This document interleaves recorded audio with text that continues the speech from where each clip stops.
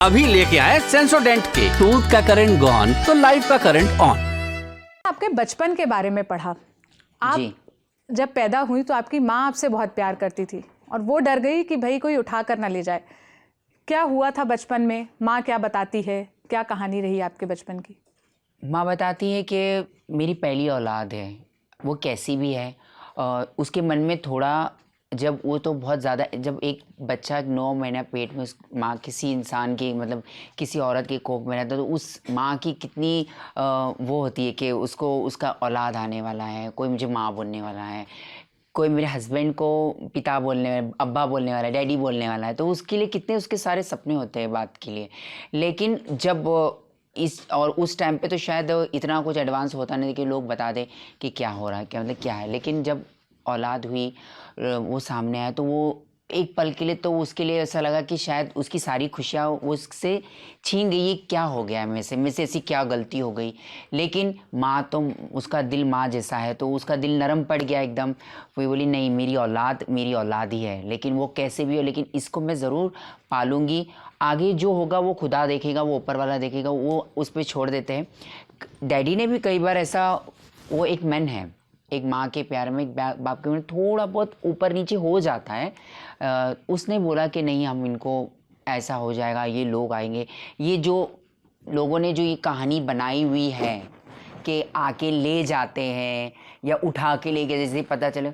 मुझे तो ये समझ में नहीं आता कि कौन से किन्नर के सपने में ऐसा आ जाता है कि कहीं और किन्नर पैदा हुआ है, चलो उसको उठाने ले जाए। ऐसा तो कुछ नहीं है, कोई जादू तो नहीं होने वाला है ना कि किसी को आके कोई यहाँ पैदा होगा, चलो कोई डिजिटल मार्केटिंग टीम तो नहीं थी वो टाइम पर कि जो उनको बता दे कि हाँ कोई पैदा। ऐसा कुछ नहीं होता है। जबकि मेरे घर के बाजू में ही सारे समाज वाले रहते थे। मेरे डैडी उनके साथ कार्ड्स प्ले करते थे।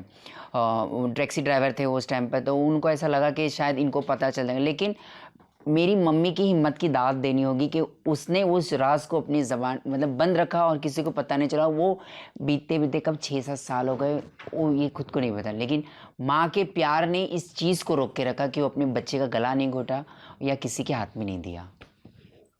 तो 6-7 साल तक आपको हाँ, लड़के की तरह रखा गया, कपड़े वैसे पहनाए जी गए? बिल्कुल बिल्कुल बिल्कुल बिल्कुल। एकदम से मैं एकदम जैसे स्कूल जाती थी एज अ बॉय।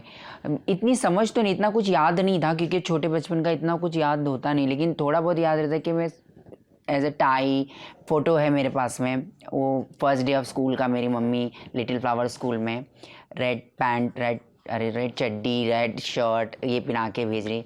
यहाँ पर हैंकरचीफ, रुमाल, नाक बह रही होगी तो यहाँ टीका कोई नज़र ना लगा ले। वो उसके अरमान वो पूरे कर रही थी। वो उसकी नज़र में मैं उसके लिए क्या थी वो वही जानती थी। लेकिन कैसा थोड़ा सा जब मुझे समझ आने लग गया, मुझे थोड़ा सा पता चलना, थोड़ा बहुत मुझे ऐसा लगता, तो मुझे आके मैं उसको बोलती थी कि मेरे ऐसी ऊपर पोनीटेल बांधना, सैंडल पिनाना, मुझे ईद पे वो वहाँ पर वो फ्रॉक ला के देना। तो वो उसको समझ में आने लगा कि मतलब कि इसको अब समझ में आने लगा कि ये यहाँ नहीं बैठती है, लड़कियों के बाजू में जाके बैठ जाती है। और टीचर्स भी थोड़े से होने लग गए कि ऐसा क्या है इस बच्चे में, ऐसा थोड़ा सा।